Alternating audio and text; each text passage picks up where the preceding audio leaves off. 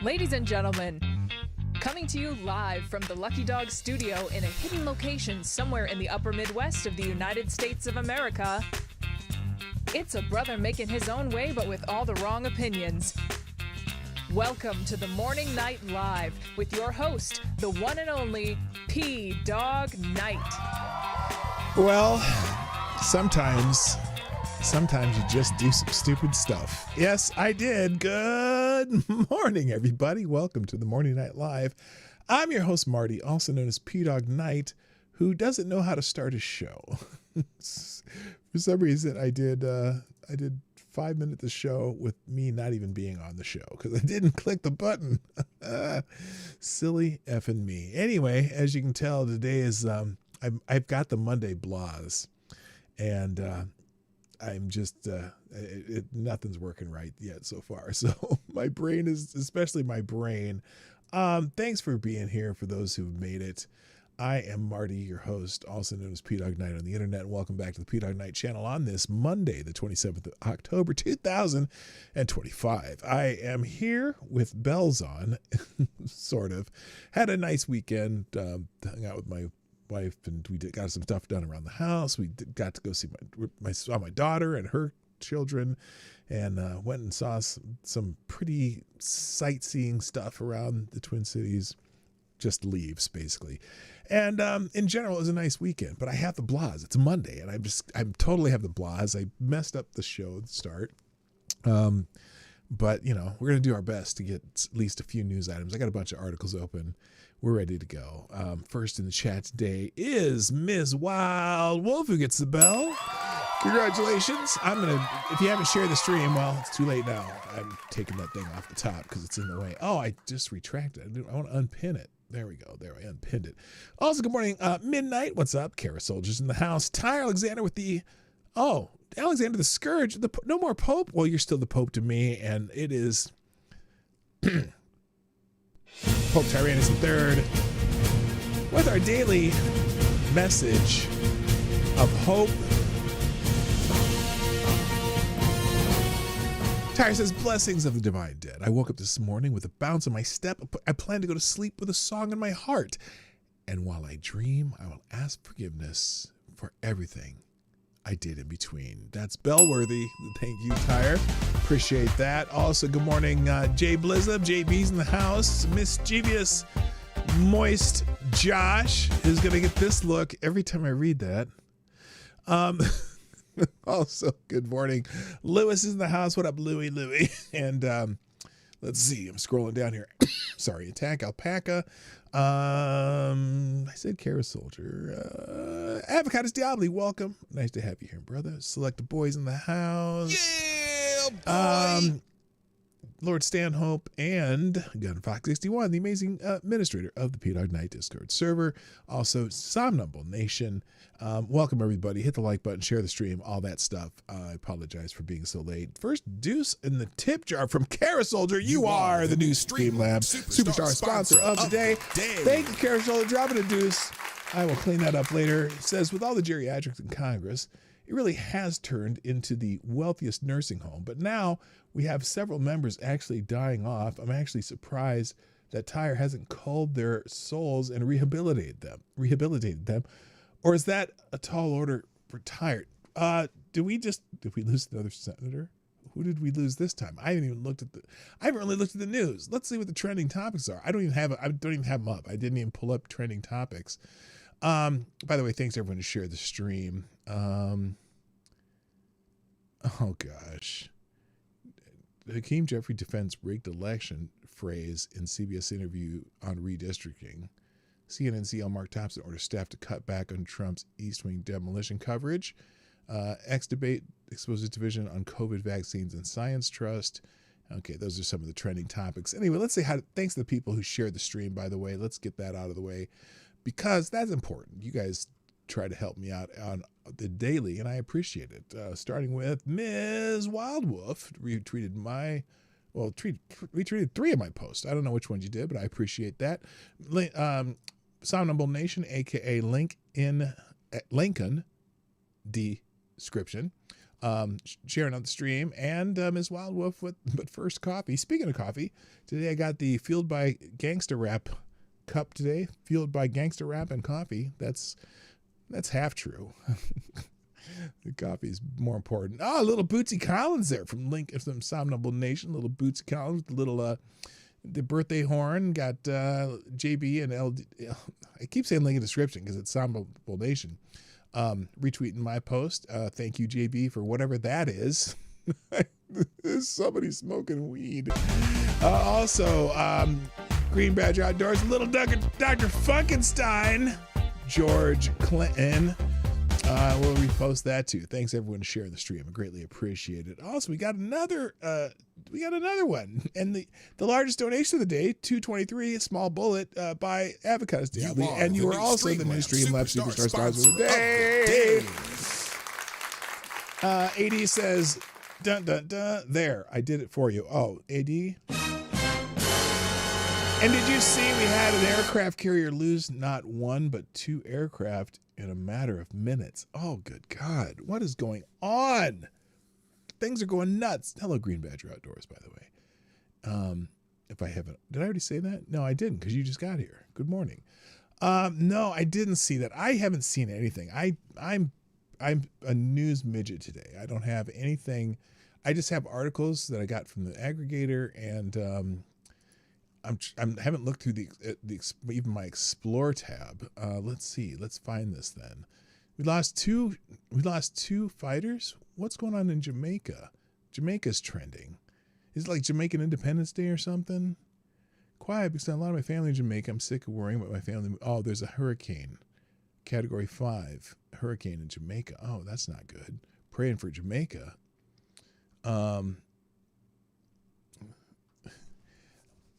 Let's see. Hurricane Melissa is strengthened into Category 5 system and is now approximately 100 miles off the coast off Kingston, moving slowly westward. Based on current projections, all of Jamaica is likely to experience hurricane-force winds, heavy rainfall, and flooding. The government has declared the entire island a threatened area under Disaster Risk Management Act, empowering agencies to take all necessary measures to protect lives and property. Shelters are open, emergency teams are on standby, and compulsory evacuations have been ordered for vulnerable coastal and flood-prone communities. Over $400 million has been allocated for drain cleaning and local preparedness, and emergency relief and recovery plans are fully activated. Our security forces and first responders are mobilized to maintain order and provide support before, during, and after the hurricane. I urge every Jamaican to prepare and stay indoors during the storm and comply with evacuation orders. Check on your neighbors, especially the elderly and vulnerable, and continue to pray for our nation's safety. We will weather this storm and rebuild stronger. So that's a message from, I'm assuming that's the president of, or is that Andrew Holness is Prime Minister of Jamaica. So that message. So if you know anyone in Jamaica, tell them to get to high ground and get in the house. So there you go. All right. So that's what's happening in Jamaica. We'll drop a link for that over here somewhere. But that's breaking news. I'll check out the other news here in a second.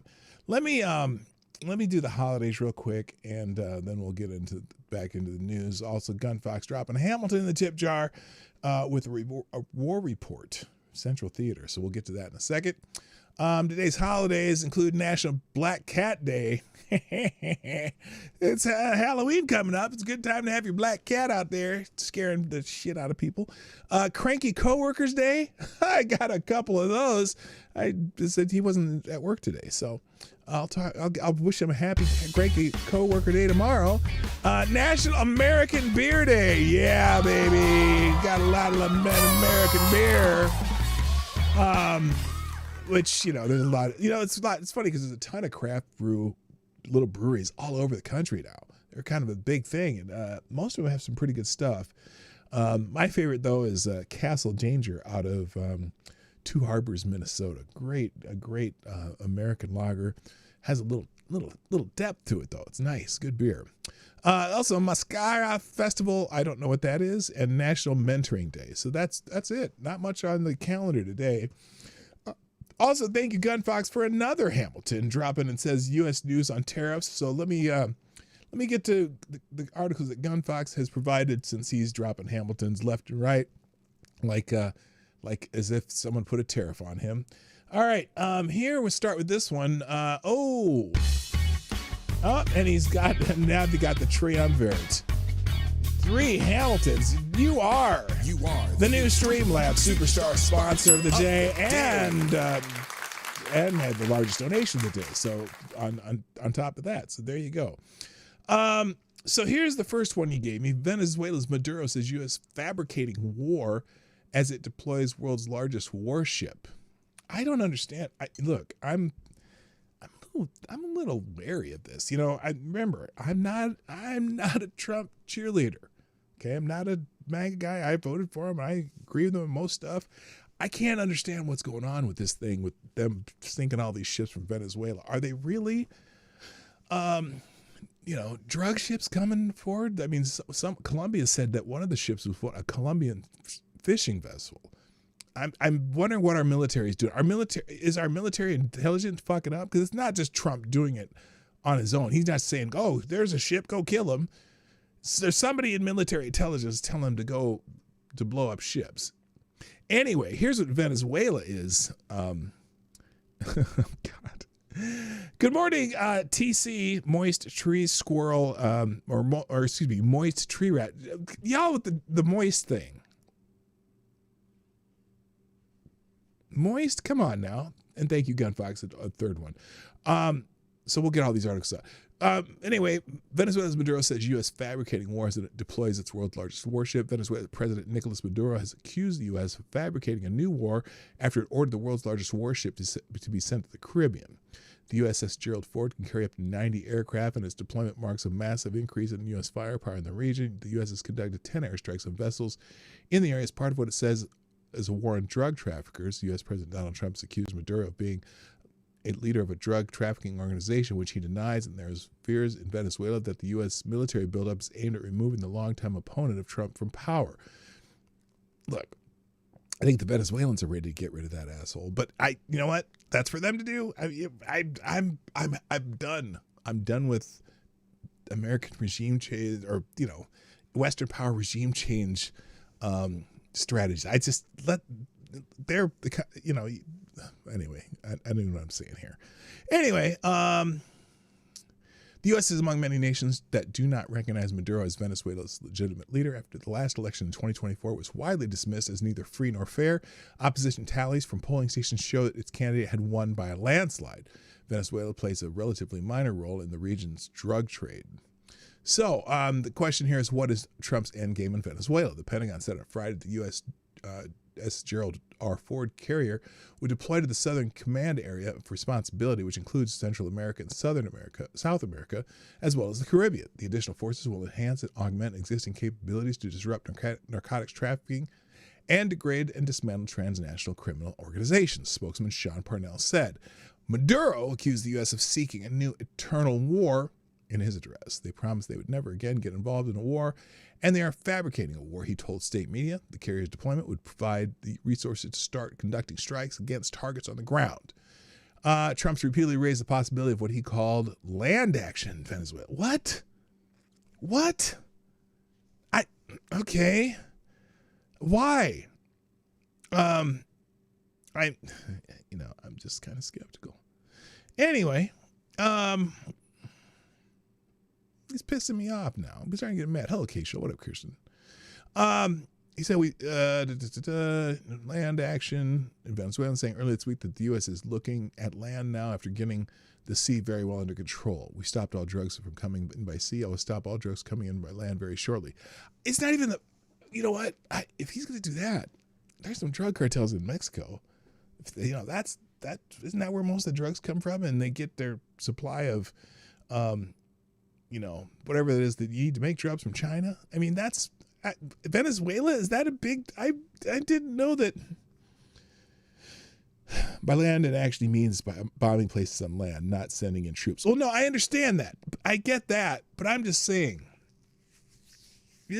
I didn't think Venezuela was the big drug supplier for the U.S. I know Colombia was, but Colombia's kind of under control, sort of.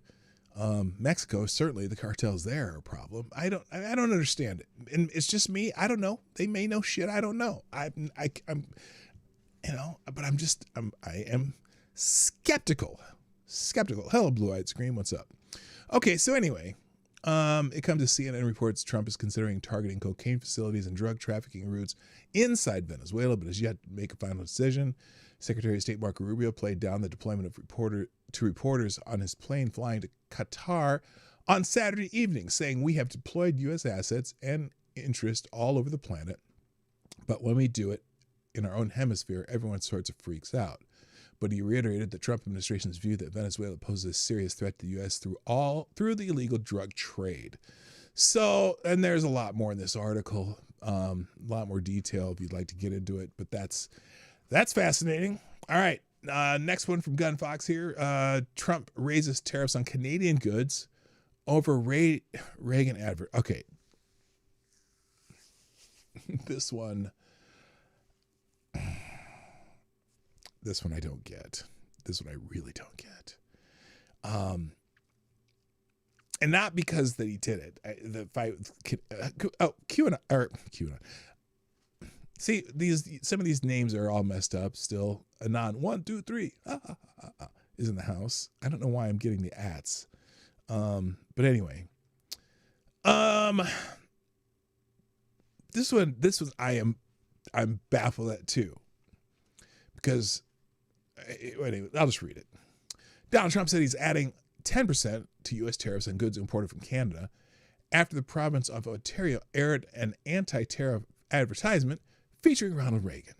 Calling the advert a, quote, fraud, end quote, the U.S. president lashed out at Canadian officials for not removing it ahead of the World Series baseball championship. Prime Minister Mark Carney said in response that Canada was ready to continue to build on the progress we had been making in trade talks, but added that it was developing trade relations with other countries. Canada is the only G7 country not to reach a deal with the U.S. since Trump began seeking to levy steep tariffs on goods from major trading partners. The U.S. has already imposed 35% levy on all Canadian goods, and though most are exempt under an existing free trade agreement, it has also slapped sector-specific levies on Canadian goods, including a 50% levy on metals and 25% on automobiles. Trump said while traveling to Asia on Saturday that he was increasing the tariff on Canada by 10% over and above what they are paying now. Tariffs are paid by the companies that import foreign products, not the exporters themselves. 3/4 of Canadian exports are sold to the U.S., and Ontario is the home to the bulk of Canada's automobile manufacturing. Carney was asked about Trump's threatened increase at the sidelines of the Association of Southeast Asian Nations summit that both leaders are attending, and said he was ready to continue discussions with one of the country's biggest trading partners. This is Carney saying we have a consistent focus on discussions of doing the best deal for Canadian workers and their families. So here's what happened. Okay, so they ran this ad of old Reagan footage, true footage of him talking about why he doesn't like tariffs, that Reagan doesn't like tariffs. Donald Trump said it was fake, but it's not fake. Reagan didn't like any kind of taxes. And look, I understand the impetus of tariffs by Trump. If you're going to cut corporate taxes, which they do. And I hate the argument that they keep going back and forth on between Democrats and Trump, not necessarily Republicans, but Democrats and Trump, where Trump's about tariffs and lower corporate taxes, where Democrats are always saying, well, corporations need to pay their fair share. We need to raise corporate taxes because the corporations pay the taxes. It doesn't matter. It doesn't matter who does the taxes. It doesn't matter. It doesn't matter which taxes they are. They are a cost of business to anyone you do business with. So if you raise corporate taxes on U.S. companies, then the American people end up paying for it through that's the cost of doing business. So they have to raise their prices. If you have tariffs on certain goods from places out of the country, anyone who sells those goods has to raise the price as a cost of doing business. Now, I would rather see very low corporate taxes, lower our cost of living of companies in the United States, because even if some of those companies are using goods from other countries that are tariffs, at least they're doing it on foreign goods, and maybe it'll encourage them to try to find more U.S. suppliers. But don't raise both tariffs and taxes. And look, corporate taxes is it's really where that's really what gets the American people. All these people saying corporations should be paying their fair share and want to raise taxes on corporations. All you're doing is raising the price of everything for everyone who does any kind of purchasing or business with businesses in the United States. So the idiots who say they need to pay their fair share, they're idiots. They're just idiots. They're the ones who are bitching the most about tariffs. It's usually the people who are bitching about tariffs right now are the people who love taxes, who love tariffs. So suddenly they hate tariffs because Donald Trump thought of it. It's crazy. Crazy. Marty, Canada Line picked Reagan message to make it sound like he said something else. Oh, maybe I should look at it. I should look at it. I've just read the story. But also I know part of it though. I know the part that where they I have to look it up again. I have to look it up. As I read it and I did not internalize it. Okay. And I know that they did, I know they did make it sound like it says something else. Let's see what's in the article here. Let me see here. Here it is. The advert, sponsored by the Ontario government, quotes Reagan saying tariffs hurt every American. It takes excerpts from his 1987 national radio address that's focused on foreign trade. No, now, wait a minute. Are you talking about the immigration part? Because there are a bunch of lefties putting out the quote on Ronald Reagan on immigration as though Ronald Reagan would be against deporting illegal aliens. And I know that's made it sound like, oh, he'd be supporting these people who they're deporting. No. Reagan was happy to deport people. He just did that little amnesty deal because with the concession from Democrats that they would close the border, and then after we did it, then Democrats reneged on that in subsequent years. But whatever.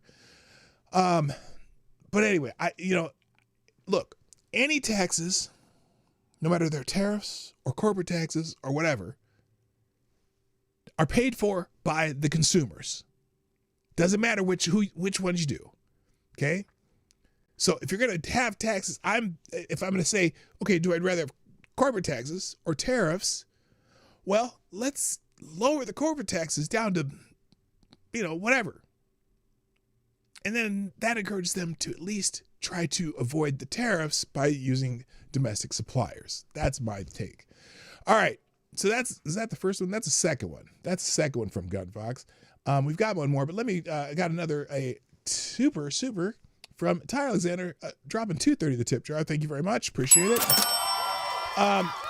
And this says Sun Tire, as in sun, the flaming hot ball up in the sky. Sun Tire tipped $2.30, saying, in order to topple a building, you must attack its support structures. So too, when attacking the emperor, you must defeat his supporters. If Trump is taking out guppies, he may try to isolate. Oh, trying to isolate and weaken the cartels. Oh, wait, I don't think you meant guppies. Did you mean taking out guppies? I don't even know what that means. What is guppies? Tyre, what are you tell me in the regular chat, what does that mean? Trump is taking out guppies. He may be trying to isolate and weaken the cartels. The guppies are, well, I know guppies are fish. That's why I'm like, what does he mean by guppies? He means like the little boats, I'm guessing. The small boats, the little fish. I got you. Okay. Trying to starve the big fish. Is that what you mean? It was a metaphor. A metaphor. Okay, got it. Thank you. All right, one more article from GunFox here. Let me see what this is. His title is A Whole Lot of Lies, Lies, Lies. Oh. This is on Chameleon Harris. Chameleon Harris had an interview somewhere here. Anyway, Harris concerned that she did not ask Biden to quit the race. What does this mean? Here, what's this? This is 2 minutes 40. Let's just listen to this first. You write that President Biden didn't raise his frailty with you, and you write that you didn't really raise it with him. That's okay. This is from her book. I'm really curious how many people actually are buying her book and how many copies of her book are being bought, like bought by the DNC and the National Education Association and all the NROs, not NROs, and NGOs, whatever. All these organizations that are trying to fluff Kamala Harris, using a unfortunate choice of phrasing. No, not camel toe, chameleon Harris. Unacceptable views, by the way. Good morning. So anyway, wait, I'm going to start this over because this is this thing where she pretends like, oh no, we didn't ask him to leave the race. He was just, why did you know he was fine? Whatever. Right, that President Biden didn't raise his frailty with you, and you write that you didn't really raise it with him. That's extraordinary. Why to not? read in your account? Well, Is let's be more precise. There is a very Whoa. serious She's reading from your book. What do you mean, let's be more precise? Okay. difference between capacity to be president of the United States What? and the capacity to run for president of the United States. And so it is on that latter piece that I talk about in the book, about my concern about his. Let me see if I heard her right. There's a difference between the capacity to be the president of the United States and the capacity to run for the president of the United States. You had that conversation with him? No? What did she just? Okay, I'm gonna just go back a couple seconds and go let her explain the rest of this. That I talk about in the book, about my concern about his ability with the level of endurance, energy that it requires, especially running against now the current president. But isn't it a strange message? What? So you don't need energy to be the president, but you need a special type of energy to run for president?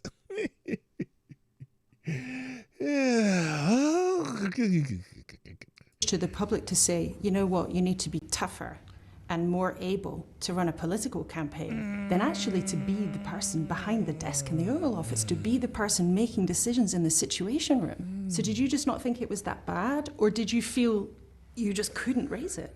I was concerned about his ability to run for re-election, given what the campaign would require. There's a lot of very well-respected reporting now in the United States that uses phrases like cover-up, that talks about widespread concerns. And you yourself say in the book, it shouldn't have been a choice for an individual's ego.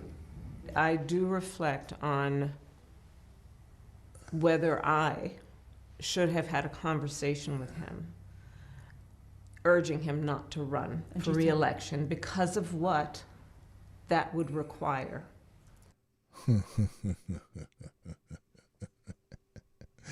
Hello, Chauncey. What's up? Nice to have you here. And given the stakes, most importantly, because as you know, So he wasn't. So to run, you would need a whole different set of energy, and you would have to be qualified to be the next president of the United States. And nobody thought he was. And even the DNC kind of figured that out later, right? I'm so confused. So confused. Oh, thank you, Avocados Diablo. Oh, thank you. I appreciate it. Avocados Diablo throwing another 223 in the tip jar, aka a small bullet, saying, let me translate. The autopen was capable of running the country, but it would not have been very good at campaigning, being an autopen at all. That's pretty accurate. I'm saying the autopen was doing a great job as president of the United States. What else? Predicted just about everything that has now happened since the election. Yeah, and you still lost because the anointed queen, didn't end up being the queen. And so my concern, and especially on reflection, is should I have actually raised it? But as I've Biden also alive written, still? Part of the issue there was that would it have actually been an effective and productive conversation, given what would otherwise appear to be my self-interest?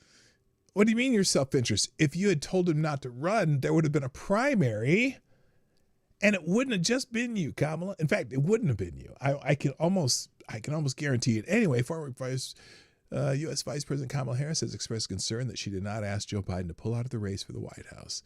In an interview with BBC for Sunday with Laura Kiessenberg, she said, "I do not reflect on whether I should have had a conversation with them, urging him not to run for re-election. After months of speculation about his health and mental acuity, President Biden ended his re-election bid in July 2024 after a disastrous performance in a debate against Donald Trump a few weeks earlier. Harris, who stepped in as the Democratic nominee but lost to Trump, has revealed in her book about her 3-month campaign that she did not discuss with President Biden her concerns over his ability, nor did the then 81-year-old raise the issue with her." Why? And I'm wondering why. Did anybody raise that with him? Did anybody? Did his family? Did anybody? All of them saw him slipping from probably the first year in office, and nobody had the concern. In the book, 107 Days, the former vice president wrote that Biden's decision to run again was a choice that shouldn't have been left to an individual's ego, an individual's ambition. She wrote that perhaps she should have raised it with him. Perhaps? But then she's saying, well, it was her own self-interest if she had raised it. No, don't you think it would have been in the interest of the United States of America? Come on, man. Come on, man. You know, what do you mean? Uh-oh. She says she's not done. She said she may run again. Oh, no. What? Wait a minute. Okay, in her worry, she added, was not Biden's capacity of the job and commander-in-chief, but about whether he could meet the demands of a grueling election campaign to stay in the White House. Okay, I'm going to scroll down here. Is this... The former vice president said it was hard for her to speak up because she risked being accused of promoting her own political interests if she had confronted Biden about his health. Okay, that's what she's saying there. Wait a minute. Let me look at this one, though. I am not done.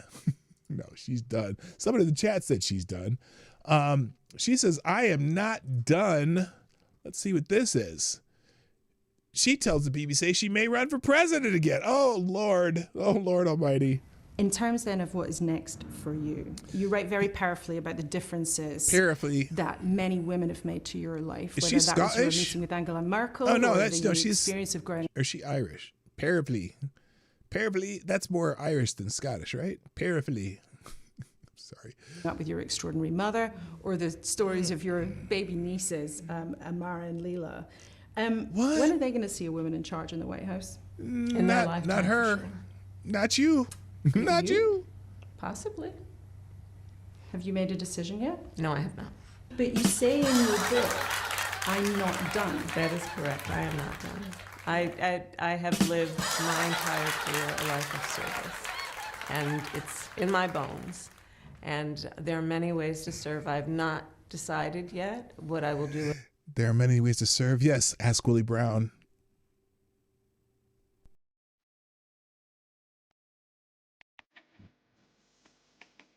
Stop it. That's just not right. Turn that off. No. Turn it off. Willie, are you in the house? Never mind.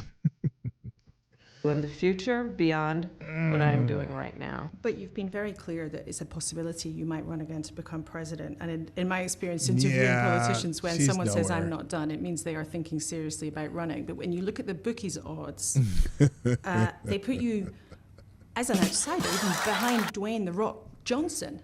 I mean, is that underestimating you? I think there are all kinds of polls that will tell you a variety of things. I've never listened to polls. If I listened to polls, I would have not run for my first office or my second office. And I certainly wouldn't be sitting here in front of you. Okay. Enough of the chameleon. Okay, so I literally was going to check what was happening with these planes that we almost lost. I don't have them. Let me look in here real quick. It's already time to go, but I'll give it a few more minutes here. Oh my goodness. Trump ally Mike Davis attacks SNAP recipients amid shutdown threat. Let me talk about the shutdown and then we're gonna go. Because there was a couple things I had up here. Also, I have a lot of things on this article about Democrats and violence, like violent Democrats. Let's just go through the headlines I have open. First of all, Fetterman says America is losing while Democrats keep playing three-card Monty with the government shutdown. They keep lying about the government shutdown. And they're still trying to blame Republicans. They're saying that, I saw a post out today saying that Republicans block bill to pay all federal employees during the shutdown. Now, what had happened is the president, or not the president, the Republicans in the House put up a bill to pay military and military and something. Anyway, not essential government employees. Okay, and the Democrats killed that bill. They voted it down, and then they countered with a bill to pay all federal employees to the shutdown, which I think the Republicans didn't vote for that entire bill. So, but let's just keep it straight here. Let's just keep it on 100. The United States Senate is the one holding up the continuing resolution to have the government open and pay the people that they're owed. And everyone's freaking out because all of a sudden SNAP benefits and a bunch of a lot of bills that are those entitlement payments, a lot of those are going to be not go out on November 1st. And that's 100% the Senate Democrats' fault. The government would be running right now if they had passed the continuing resolution that they've been passing at least 18 times during the Biden administration. They've been doing this bullshit for years. We know who's holding up the fact that keeping the government closed. It is the Senate Democrats. So John Fetterman, not happy about that. Let me see how long this clip is. I'm not surprised when I do believe that there's a critical mass of my fellow Democrats that are dug in and out until there's an absolute ironclad kind of a deal. And I do fundamentally believe Leader Thune is an honorable guy, and I do believe we could have a sincere conversation, after we can open it up. And then we don't have to do this three-card Monty about, do this, do that, do the other thing. Let's just open it up, and then we have our SNAP, we have everyone's paid, and then we can have that conversation to see if we can extend those tax credit deals, because I do believe there are enough Republicans that would like to see that too. And now for me, I don't check. It's like, are we winning? Are we losing? And the thing, it's like, because I guarantee America is losing in this place right now. No doubt America's losing in this, Senator. And I wonder, you're in the halls of Congress. You are in some of these meetings with fellow Democrats. And do you hear privately some of your Democratic colleagues saying, we got to end this thing? I just know that two things must be true in this situation right now. SNAP depends on 2 million Pennsylvanians to feed themselves, and I believe it's about 40 million Americans across the nation. That's a big deal right now, and now we all realize. Now, look, I know that there's a lot of people who are not happy with SNAP benefits and stuff. I mean, it does help a lot of people, but it also, and there is plenty of people probably gaming the system to get more and more. I saw this one woman that was getting $4,100 a month in SNAP benefits. Like we need to figure out why someone is getting $4,100 a month in SNAP benefits. But there are people who absolutely need it, and this is screwing them up. It's not just that, and also federal workers getting paid. I mean, federal workers aren't going to get paid after the first either, and this is all on the Senate Democrats. And they think they're playing this big game of chicken, but I don't. This is them. They're using it as leverage. They've got people on their side saying that they're using it as leverage against the American people, or against, leverage against the American people, to keep this shutdown going, and over policy issues. the same people who said you should never shut down the government over policy issues, that, doing continuing resolutions is patriotic. Some of them even said at some point. But there's an article in PJ Media here also talking about how food stamps, aka SNAP benefits, food stamps, whatever, also become a way of life for some people. I've seen a lot of people. It's funny because I've been seeing people on TikTok complaining about the fact that they're not going to get their SNAP benefits, and the reason people work in this country, the reason to be taxes, so they can get their SNAP benefits. Excuse me. And it's able-bodied people who have enough money to have a phone and make TikToks, and saying that if they don't get their benefits, they're going to just go out and start stealing shit. So there's a good article on that in here. Thank you, Gunfox. Oh, let's finish with that. I got a bunch of articles open. You know that. I always do every day. And most of them are from the aggregator. I highly suggest you go to the aggregator. Gunfox has the lowdown on this plane that has been lost. Here it is. Crew safe after USS Nimitz loses Seahawk and Super Hornet. U.S. Pacific Fleet has confirmed the safe rescue of all personnel after an MH-60R Seahawk and an FA-18F Super Hornet from the USS Nimitz both crashed into the South China Sea just 30 minutes apart. 5 personnel, 3 on board the MH-60R Seahawk and 2 in the FA-18F Super Hornet, were recovered safely by the carrier group's search and rescue assets, with official statements saying they are in stable condition. At this early stage, only limited details are available regarding the 2 incidents. The Seahawk, operated by Helicopter Maritime Strike Squadron 73, went down into the South China Sea first at approximately 2:45 p.m. local time. At the time of the incident, the helicopter was engaged in routine operations from the Nimitz, which currently leads the carrier strike group 11. Around 3:15 local time, just a half hour later, the Super Hornet from Strike Fighter Squadron 22 crashed into the sea after both pilots ejected from the aircraft. The circumstances that led to the crew's decision to eject have not been confirmed. The Nimitz is the oldest aircraft carrier in the U.S. Navy's fleet, and it's approaching the tail end of what is expected to be its final operational deployment. Departing the United States in March 2025 for routine deployment into the Indo-Pacific, the Nimitz has spent some time with the 5th Fleet Area of Responsibility, making a port of call in Bahrain in August. The carrier has since been departed toward the Pacific, heading through waters contested by the People's Republic of China. China? What? China is asshole!